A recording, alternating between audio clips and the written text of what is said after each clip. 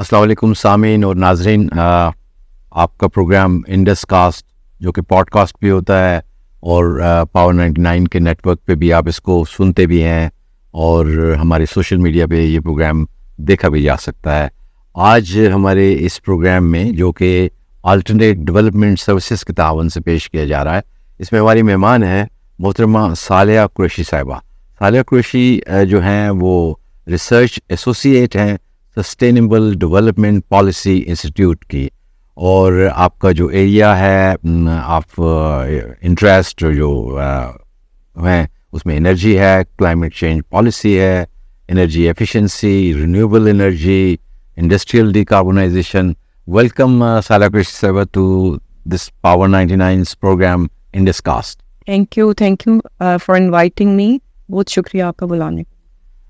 सबसे पहले तो ये मैं आपसे ये चाहूँगा कि आज चूँकि हमारा मौजू इंडस्ट्रियल डिकार्बनाइजेशन और ये जो एनर्जी एफिशिएंसी के हवाले से हम प्रोग्राम कर रहे हैं, मैं ये चाहूँगा कि हमारे सुनने वालों और देखने वालों को आप थोड़ा सा बताएं कि ये डिकार्बनाइजेशन है क्या, फिर हम इस पर फर्दर आगे जाएंगे।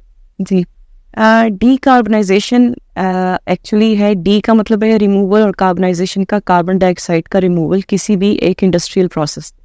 इसकी इस तरह मैं स्टोरी बिल्ड करना चाहूँगी कि दुनिया का जो टेम्परेचर है वो इंक्रीज़ हो रहा था, जिसकी वजह जो समझ आई वो कि ग्रीन हाउस गैसेस जो कि जहरीली गैसेस समझी जाती हैं वो हवा में खारिज हो रही है। कार्बन डाइऑक्साइड है, मीथेन है, उसमें वो नंबर ऑफ़ गैसेस हैं। उनकी वजह से जो ग्लोबल टेम्परेचर है वो एक लेयर बना लेती हैं गैसेस, और फिर वो टेम्परेचर रुक जाता है और इंक्रीज़ हो रहा है मुसलसल दुनिया का।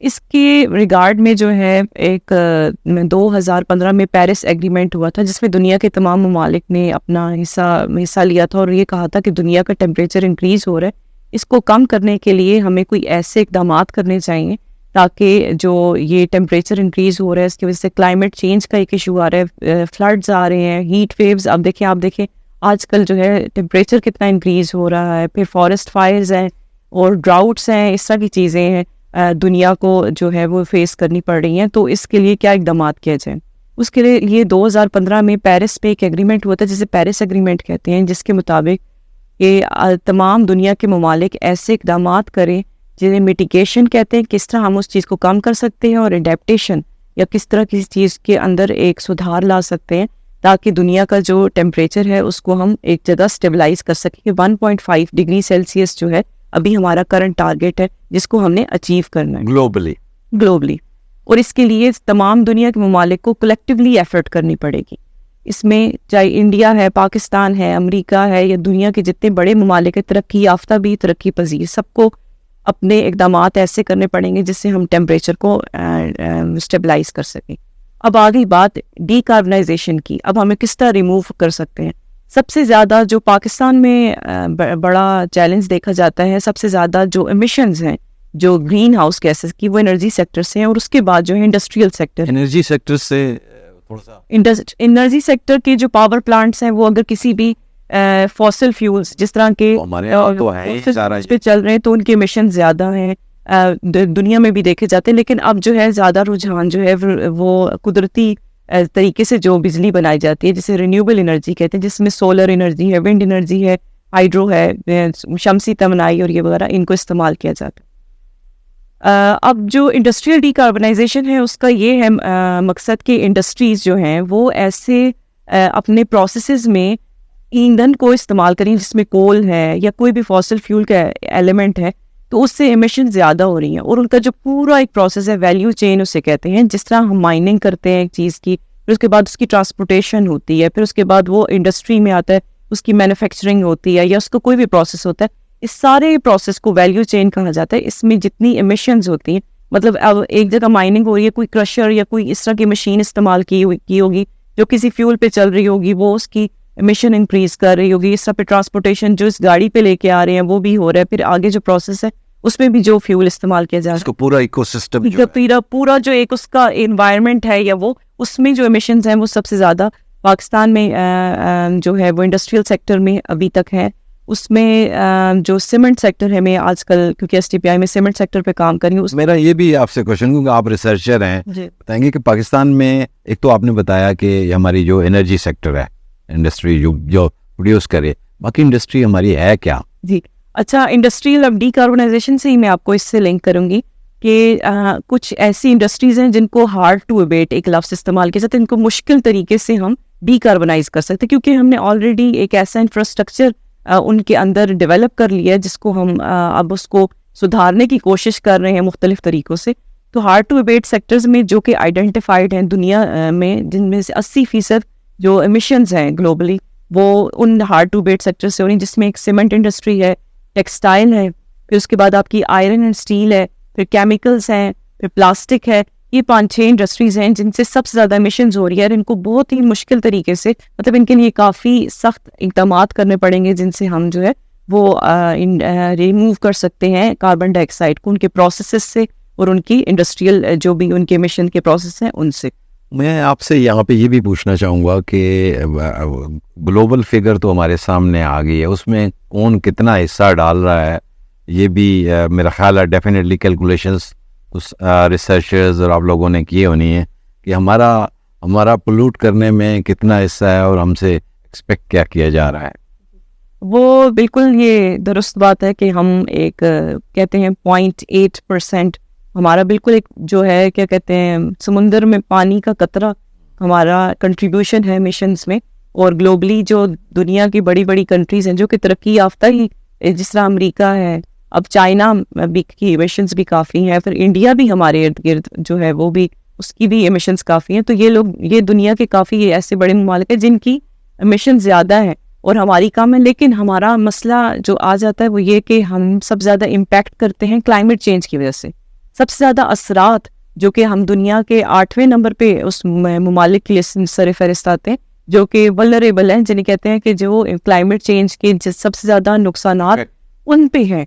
तो पाकिस्तान अभी हालिया आप देख लें हमारे सामने जो सैलाब आए और जो कुछ तबाहियाँ मच रही हैं, तो और अभी ये इसी साल जो आप देख रहे हैं कि टेम्परेचर कभी भी इतना इंक्रीज नहीं हुआ, उतना ज़्यादा इंक्रीज हो रहा है। हीट वेव्स आ रही हैं, फॉरेस्ट फायर्स एक नया फिनोमेना है वो हो रही हैं, आप देख रहे हैं जंगलात में आग लग रही है। वो सब क्लाइमेट चेंज के अब तो क्लाइमेट चेंज नहीं बल्कि उसके इफेक्ट स्टार्ट हो गए हैं। मतलब दुनिया जो है एक बॉइलिंग पॉइंट पे आ गई है ऑलरेडी। और अब 1.5 पाथवे जो मैंने पहले भी जिक्र किया था उसको अचीव करना मुश्किल लग रहा है। वो एक अचीव करना बहुत ज़्यादा मुश्किल काम लग रहा है क्योंकि उसके लिए वैसे इक़दाम जो कि एक तरक्की पजीर ममालिक जिस तरह पाकिस्तान है उसको करने चाहिए तो वो नहीं हो रहे। उसके लिए उन्हें चाहिए एक फाइनेंसिंग, उसके लिए उनको टेक्नोलॉजी चाहिए, उसके लिए उनको ऐसे इक़दाम चाहिए पॉलिसी साइड पे ताकि इन सब चीज़ों के एक कोऑर्डिनेशन से, कलेक्टिव एफर्ट से कोई ऐसा मैकेनिज्म डेवलप हो जाए ताकि हम भी अपना जो पार्ट है एक क्लाइमेट चेंज के एजेंडा में। पेरिस एग्रीमेंट या ये जो अभी जो आई हैं चीज़ें, उसमें हमारी क्या कमिटमेंट्स हैं, हमने क्या करना है इन द बैकग्राउंड के? ना तो हमारे पास टेक्नोलॉजी है ना फाइनेंसेस हैं, तो व्हाट आर आवर कमिटमेंट्स, आपको क्या लगता है?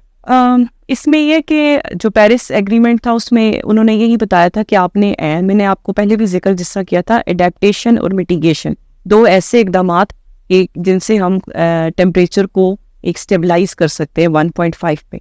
उसमें एक डॉक्यूमेंट होता है जिसे NDCs कहते हैं, नेशनली डिटर्मिन्ड कंट्रीब्यूशंस, कि हर कंट्री ने UNFCCC जो इदारा है वो इस NDCs को सबमिट करता है और उसमें हम एडेप्टेशन मेजर्स जो कंट्री लेगा और मिटिगेशन मेजर्स वो क्या लेगा टू रिड्यूस कार्बन एमिशंस वो क्या हो सकती हैं। तो पाकिस्तान ने 2016 में भी इसका पहला NDCs का डॉक्यूमेंट पेश किया था UNFCCC में। फिर अभी जो हमारा लेटेस्ट आया 2021 में अपडेटेड NDCs 2021, उसमें भी हमने यही मतलब एम किया है कि हम 20% या 60% रिन्यूएबल्स पे चले जाएंगे बाय 2030। बट वही बात है कि हम रिन्यूएबल्स पे मतलब सोलर एनर्जी है, विंड एनर्जी है, उस पर तब जाएंगे, डिपेंड करता है जब हमारे पास इंटरनेशनल ग्रांट आएगी। हमें उस टेक्नोलॉजी को अडॉप्ट तो करना है, हमें पता है हमारे पास वसाइल हैं, हमारे पास पानी का वसाइल है, हमारे पास सूरज की रोशनी बहुत अच्छी है, हवा के जो विंड कॉरिडोर्स हैं वो इतने अच्छे हैं बलूचिस्तान कंपीर वाली साइड पे, लेकिन हमारे पास जो टेक्नोलॉजी को डिप्लॉय करने का एक मैकेनिज्म है या फाइनेंसिंग चाहिए या एक जो इन्वेस्टर का कॉन्फिडेंस है वो अभी लैक कर रहा है। जिस तरह आजकल की हमारी एक फाइनेंशियल सिचुएशन है, इकोनॉमिक सिचुएशन है, उसमें इन्वेस्टर का कॉन्फिडेंस बिल्ड करना वो बहुत ज़्यादा ज़रूरी है। इन्वेस्टर अपना पैसों को इन्वेस्ट नहीं करना चाह रहा बिकॉज वो बिजनेस पॉइंट ऑफ व्यू से देख रहा है कि पाकिस्तान में वो किस तरह किसी भी टेक्नोलॉजी, रिन्यूएबल्स का इतना पोटेंशियल है, उसको पता है उसको इसका प्रॉफिट भी आएगा, बट क्योंकि एक अनसर्टेनिटी आई हुई है, पॉलिटिकल है, इकोनॉमिक अनसर्टेनिटी है और पॉलिसी अनसर्टेनिटी है। सबसे ज़्यादा जो मैं बात करूं कि एक पॉलिसी का कंसिस्टेंसी, एक पॉलिसी 3 साल 5 साल चलती है, जबकि उससे कम हमारी काफ़ी हम सर्विस भी कराते हैं और हमारे इंटरेक्शंस भी इंडस्ट्रीज़ के साथ होते हैं, वो यही बात करते हैं कि एक पॉलिसी को 10 साल कम से कम रहना चाहिए। जबकि हमारे मुल्क में देखें तो एक हुकूमत जब आती है 5 साल ये दौर होता है उसका, और उसमें वो एक पॉलिसी लाती है और फिर वो उसको बंद कर देती है। तो वो जो एक इंडस्ट्री है उसका कॉन्फिडेंस कि इस चीज़ को हम स्टार्ट करेंगे, एक इन्वेस्ट करेंगे पैसा, और उसकी जब हमारे पास उसका बिजनेस चलेगा और प्रॉफिट आएगा, उसमें काफ़ी टाइम चाहिए होता है। ग्रीन टेक्नोलॉजीज कॉस्टली भी खासी हैं। आप यानी आप ये देखें ना, हम अगर आप ये कहें कि आप कोल से एनर्जी ना बनाएं, हम wind is costly, solar to some extend अभी तक भी कर रहे हैं, इट्स गोइंग ऑन, लेकिन अगेन जिस तरह से आपने बताया कि फाइनेंसिंग जो है वो एक सीरियस इशू है। एक हमने ये देखा ओवर द इयर्स, ये फंडिंग्स या ग्रांट्स आती हैं मुख्तलिफ चीज़ों को वो करने के लिए। द बिगेस्ट फंड जो पाकिस्तान में आता है वो सबसे बड़ा डोनर USAID है। सेकंड नंबर पे आप हमें जो फंडिंग के हवाले से देखें तो GIZ है। थर्ड पे फिर इस्लामिक रिलीफ, इस तरह के जो चीज़ें हैं, ये 2-3 मेजर वो फंडिंग एजेंसीज़ हैं। लेकिन उसको अगर हम मज़ीद जाके डिटेल में देखें तो मसलन USAID का आप देखें तो क्लाइमेट चेंज या ये जो एयर पोल्यूशन या इसकी चीज़ों को छोड़ के जो हेल्थ के लिए बुनियादी होती हैं, जेंडर के ऊपर उन्होंने ज़्यादा डिस्ट्रीब्यूशन की हुई है। They have their own. Coming back कि एक तो ग्रांट है, दूसरा हमारे पास ऐसी क्या नॉलेज या इंफॉर्मेशन है कि इसको बिजनेसेस में टर्न किया जाए, जो जो चीज़ें हैं, जो न्यू टेक्नोलॉजी आ रही है, ये किस तरह से बेनिफिशियल हो सकती हैं इनटू न्यू बिजनेसेस, क्या बन सकता है? बिजनेसेस की बात करूं, जहाँ तक अगर इंडस्ट्रीज की बात करूं, हम जब मैं coming back to my topic के डीकार्बनाइजेशन की बात करते हैं, जब हम इंडस्ट्रीज के पास जाते हैं और डीकार्बनाइजेशन का लफ्ज यूज करते हैं, वो डर जाते हैं। उनको लगता है कि हमारा बंद करने आ गए। एक्चुअली डीकार्बनाइजेशन को इस सेंस में भी दुनिया में लिया जाता है कि उससे green jobs, green markets create होती हैं, लेकिन हमें इंडस्ट्री को ऐसी टेक्नोलॉजी देनी है कि ताकि एक तो उनका कंजम्पशन जो फ्यूल की है वो भी कम हो रही है, उनके जाहिर बात है उनके यूनिट्स कम कंज्यूम हो रहे हैं, और आगे जो कंज्यूमर है उसके पास भी वो प्रोडक्ट फिर सस्ती जाएगी। एक डेवलप करने की ज़रूरत है। अब जो ग्रांट्स की बात आपने की, जिस तरह इसमें ग्रीन क्लाइमेट फंड है, क्लाइमेट फाइनेंस है, एक होती है क्लाइमेट चेंज की कॉन्फ्रेंस, कॉप कहते हैं, कॉन्फ्रेंस ऑफ पार्टीज। उसमें COP 2026 जो कि ग्लासगो UK में हुई थी, उसमें एक प्लेज वादा किया गया था कि जो तरक्की याफ्ता ममालिक हैं वो तरक्की पजीर ममालिक को $100 बिलियन की एक रकम है जो कि इस मद में देंगे ताकि वो अपनी टेक्नोलॉजी को इंटरवीन कर सके, मिटिगेशन, अडेप्टेशन मेजर्स जो भी हैं क्लाइमेट चेंज की रिपरकशंस में वो ले सकें। लेकिन वो वादा ही रहा, वो पूरा होता रह गया। मतलब उसमें कोई ऐसी अमाउंट है अगर आ भी जाती है, कोई प्लेज करते हैं किसी भी कॉन्फ्रेंस में, वो आज तक पाकिस्तान को उसका कोई फ़ायदा नज़र नहीं आता नियर टर्म में। मुझे तो इसकी जितनी भी हमारी कमिटमेंट्स कह लें या ये करें, फिर तो हमें अगर जब तक कोई कानून नहीं है, कोई बॉन्डेज नहीं है, तो ये तो वॉलंटरी, आप करें ना करें, वादा आपने कर दिया, आप करें, नज़र आपको आ रहा है, पोल्यूट आप कर रहे हैं ऑब्वियसली सामने, और जो कंट्रीज़ कर रहे हैं वो उसमें अगर फाइनेंसिंग भी नहीं लेके आते तो क्या। हमारे यहाँ जो अभी पिछले कुछ अरसे में हमने बहुत ही मिनिमल सी जो क्लाइमेट में फाइनेंसिंग है, उस बड़ी मिनिमल सी है। शायद ये सोलर में कुछ हुआ था, नहीं हुआ, आई डोंट नो, इतना ज़्यादा इस पे इतना काम नहीं। तो इसको कैसे इंश्योर किया जा सकता है आपके ख्याल से? बिजनेसेस नई क्लीन एनर्जीज को आए from a very smallest area. मैं इंडस्ट्री लगाना चाहता हूँ, मुझे पता हो कि सोलर मुझे फाइनेंसिंग मिल जाएगी, या मैं विंड लगा लूँ, या तो इसमें कोई इनिशिएटिव्स आपको लगता है कि हमारे हैं कोई achievement toward this direction? Businesses के लिए सच कोई इस तरह की चीज़ें नहीं हैं। जिस तरह अब स्टेट बैंक है पाकिस्तान का, उसने सोलर ग्रीन बॉन्ड्स वगैरह वापटा ने इशू किए थे। स्टेट बैंक भी सोलर पे पॉलिसी देते हैं। असल में मसला जो आता है फिर पाकिस्तान में कि सोलर को हमें जब उसे इंपोर्ट करते हैं वो थोड़ा सा कॉस्टली पड़ जाता है। जो बार बार एक गुफ्तगू की जाती है और इस चीज़ पे एम्फसाइज भी किया जाता है कि सोलर अगर टेक्नोलॉजी को इम्प्लीमेंट किया जाता है तो ज़ाहिर बात है इकनॉमिकल होती है। अगर घरों में भी लग जाती है, इंडस्ट्री में भी लग जाती है, तो वो उनके लिए एक इकनॉमिकल बेनिफिट लेकर आती है। लेकिन सोलर महंगा इसलिए हो जाता है कि वो पाकिस्तान में उसकी मैन्युफैक्चरिंग नहीं है। उसकी मैन्युफैक्चरिंग अगर पाकिस्तान में हो जाए, वो जैसा कि असेंबलिंग हो रही है, मैन्युफैक्चरिंग जब हो जाएगी, ऐसी इंडस्ट्रीज लगाई जाएंगी कि जो सोलर है वो मैन्युफैक्चर हो रहा है, एक इन्वेस्टर आके इन्वेस्ट करेगा दुनिया से आके, तो वो फिर आपके लिए आसान भी हो जाएगा और वो एक बिजनेस को चलाएगा भी और इकनॉमिकल भी हो जाएगा। चाहे वो अगर कोई डोमेस्टिक कंज्यूमर है या इंडस्ट्रियल कंज्यूमर है, उसके लिए यही है कि आप जब तक उसके लिए टेक्नोलॉजी को अवेलेबल नहीं करेंगे, और ऐसे इसके लिए सबसे ज़्यादा ज़रूरी तो पॉलिसी कंसिस्टेंसी की भी है, और दूसरा एक रेगुलेटरी जो पुश होता है उसकी बहुत ज़्यादा ज़रूरी है। मतलब हमारी रेगुलेशंस, उनको ऐसी रेगुलेशंस बनानी चाहिए, ऐसी पॉलिसी बनानी चाहिए कि जो बिजनेसेस को भी फैसिलिटेट कर सके, डोमेस्टिक कंज्यूमर को भी कर सके, बट उसकी इम्प्लीमेंटेशन लाजमी है। अभी रिसेंटली नीका ने, जो national energy efficiency conservation authority, उसने बिल्डिंग कोड्स बनाए, अपडेटेड 2016 में बनाए, फिर अभी भी। लेकिन अभी भी उनको जो एक चैलेंज जो हमें नज़र आता है एफिशिएंसी साइड पे, कि वो उसकी इम्प्लीमेंटेशन जो है पाकिस्तान में ऐसी रेगुलेशंस नहीं है, या हमारा लॉ इन्फोर्समेंट इस तरह की नहीं है कि हम उस चीज़ को इम्प्लीमेंट कर सकें ताकि एक तसलसल आए, जीडीपी ग्रोथ में एक पॉजिटिव आउटलुक नज़र आए पाकिस्तान की। तो वो एक लैक हमारे मीन्स के हमारे रेगुलेटरी मैकेनिज्म्स भी वीक हैं। ठीक है, ग्लोबली भी यही सिचुएशन होगी कि क्या है, वहाँ पे कुछ चीज़ें स्टैंडर्ड्स जो कुछ उन पे काम होना शुरू। बस हमारे यहाँ तो कहा गया ये अच्छा जी गाड़ियाँ, वो शुरू में कहा कि जी नहीं आप इनको सीएनजी दें, सीएनजी लगाना शुरू कर दिया हर गाड़ी में सीएनजी। अब वो सीएनजी मिल नहीं रही, अब कह रहे हैं कि जी आप इलेक्ट्रिक गाड़ियाँ लेना शुरू कर दें। वो गाड़ियाँ वहीं पे मौजूद हैं, अब इलेक्ट्रिक आना शुरू हो गई हैं, उसमें भी बैटरी है, उसमें भी चीज़ें बहुत सारी ऐसी ज़रूर हैं। मतलब वो चार्ज बिजली से होती है, बिजली आपने प्रोड्यूस करनी है, फोसिल फ्यूल से करेंगे, तो ये मिस मैच से जो है चल रहे हैं। तो इसमें ऐसे उस माहौल में जहाँ ये बड़े बड़े बैठते हैं, तो क्या दे डोंट थिंक कि ये जो टेक्नोलॉजी ट्रांसफ़र है, ऐसी टेक्नोलॉजी ताकि सस्ती चीज़ें यहाँ पे बन सकें। अब विंड एनर्जी भी बहुत कॉस्टली है, उसकी वो बनना, यूरोप उसमें काम कर रहा है, और same goes for the solar.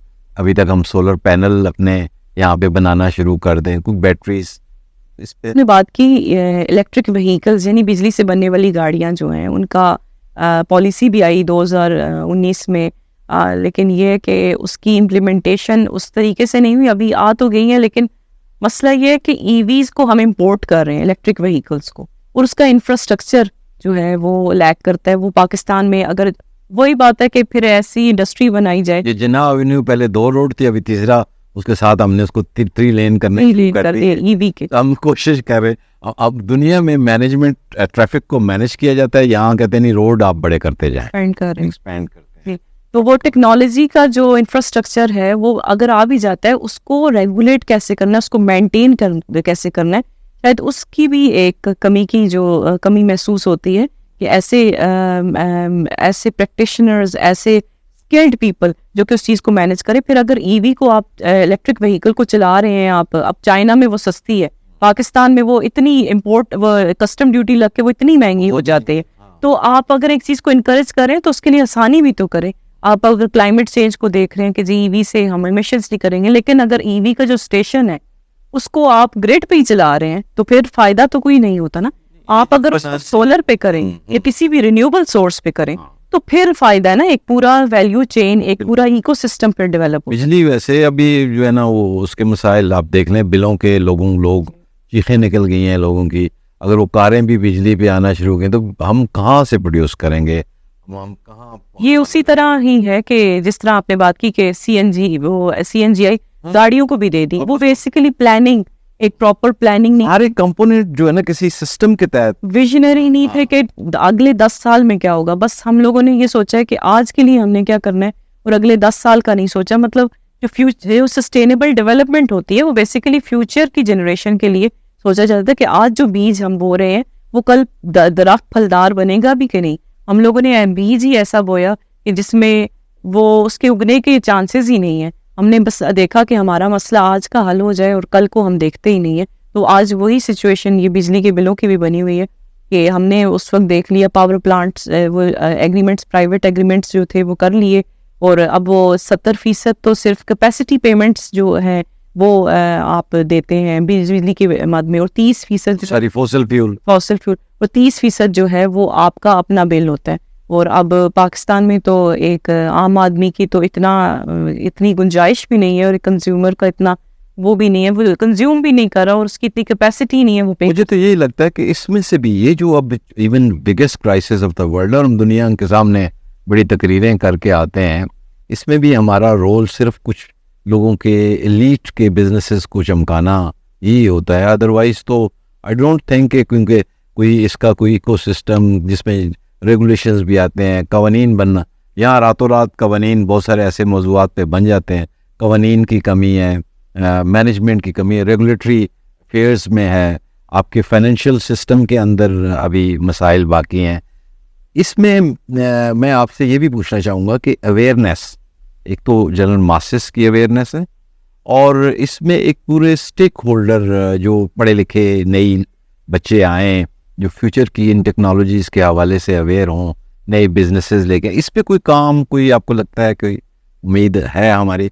हम काफ़ी STPI में ऐसे टॉपिक्स होते हैं जिस तरह के ग्रीन एनर्जी है, ग्रीन डेवलपमेंट है, इस पे स्टेक होल्डर्स को इंगेज भी करते हैं और उनकी सॉर्ट ऑफ कैपेसिटी बिल्डिंग भी करते हैं। अभी काफ़ी हद तक ज़रूरत है समझने की। जिस तरह क्लाइमेट चेंज पहले एक नया फिनोमेना होता था, आपने जिस तरह पहले भी मेरी आपसे बात जिक्र किया 1980 में ये एक अजीब फिनोमेना था। अब अवेयरनेस आहिस्ता आहिस्ता आ गई है स्टेक होल्डर्स के दरमियान भी कि ग्रीन क्या है, ग्रीन टेक्नोलॉजी की फ़ायदे क्या हैं, लेकिन उसको चलाने के लिए कोई हर्डल्स आ रही हैं, चाहे वो ब्यूरोक्रेटिक साइड पे आ रही हैं या पॉलिटिकल साइड पे भी आ रही हैं।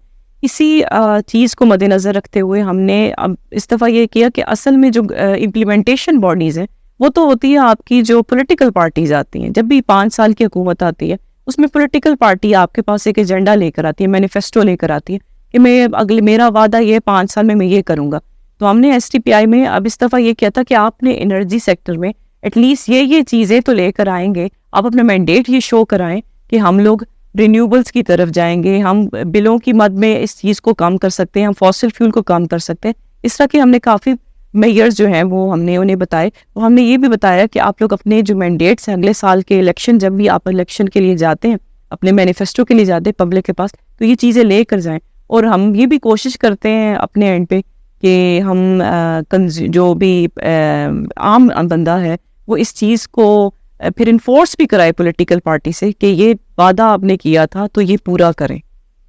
बिल्कुल, पॉलिटिकल पार्टीज़ को भी। और जिस तरह से आप लोग तो खैर खासा रिसर्च करते हैं बहुत सारे मौज़ूआत पे, और जो ग्रास रूट लेवल की डेमोक्रेसीज़ हैं उसके ऊपर भी काम, मैं तो यही समझता हूँ कि लोगों को ग्रास रूट लेवल पे एजुकेट करने की ज़रूरत है। और जहाँ आप जैसे इदारे तो खासा काम कर भी रहे हैं, मज़ीद भी कर सकते हैं।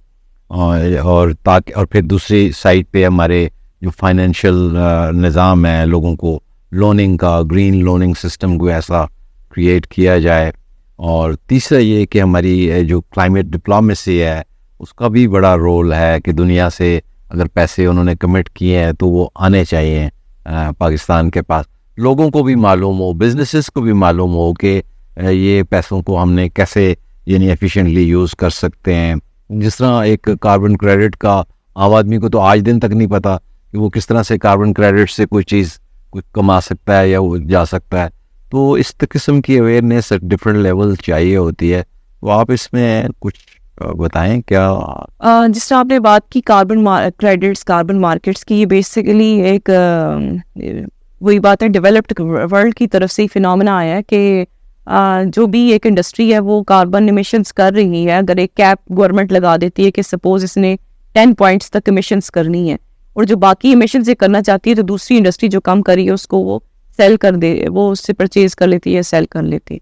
तो ये वाला अभी हम लोगों ने एक SCPI में स्टार्ट भी किया है, कार्बन मार्केट्स पे हम लोग काम करने जा रहे हैं, जिसमें सबसे पहले तो ज़रूरत है जो कि हमारे स्टेक होल्डर्स हैं, चाहे कि वो पब्लिक सेक्टर में है या वो प्राइवेट सेक्टर में है या वो एकेडेमिया पे है या कहीं पे भी है, जो प्रोविंशियल लेवल पे या फेडरल लेवल पे, उनकी कैपेसिटी बिल्ड, उनको अवेयर करने की इस चीज़ को कैसे अचीव करना है। अभी तक तो हमने कार्बन मार्केट्स को, मिनिस्ट्री ऑफ क्लाइमेट चेंज ने भी अभी एक एग्रीमेंट साइन किया वेरा के साथ, तो वो भी इस पे काम करना चाह रहे हैं। तो अभी हमें उनकी कैपेसिटी बिल्ड करने की ज़रूरत है स्टेक होल्डर्स की। उसके बाद जो है एक आम आदमी को हाल ही ये अंडरस्टैंडिंग हो जाए कि क्लाइमेट चेंज है क्या। लेकिन आम आदमी की देखें आजकल सोच के, हम सोलर पैनल क्यों लगाते हैं, हमें इन्वायरमेंट का तो कोई नहीं होता, हमें ये होता है हमारा बिल कम आए। तो जब तक किसी भी चीज़ का एक इकोनॉमिक सेंस नहीं बनेगा ना, उसको आप किसी भी आम आदमी की ज़िंदगी में ला ही नहीं सकते। हम क्लाइमेट चेंज को बार बार कह रहे हैं, ये सैलाब आ रहे हैं, ग्लेशियर पिघल रहे हैं, टेम्परेचर इंक्रीज हो रहा है, एक आम आदमी को तो फ़र्क पड़ रहा है, लेकिन उसको साथ इकोनॉमिकल जो चैलेंज है उससे भी फ़र्क पड़ रहा है ना। उसको ये सोचने पे मजबूर किया जा रहा है कि मैं गुर्बत से मरूं या मैं क्लाइमेट चेंज से मरूं। तो उसको कोई एक चीज़ चूज़ करनी पड़ेगी अगर वो पाकिस्तान में रहे। बहुत शुक्रिया सालिया कुरैशी साहबा, आपसे ज़बरदस्त किस्म की गुफ्तगू हुई और आई थिंक कि हमने थोड़ी थोड़ी चीज़ें सारी डिस्कस की हैं। कोई चीज़ ऐसी जो आप समझें कि कोई एनीथिंग जो हम इसमें मिस कर रहे हों? बस मैं आखिर में बहुत शुक्रिया आपका मुझे बुलाने का, काफ़ी अच्छी कैंडिड गुफ्तगू रही।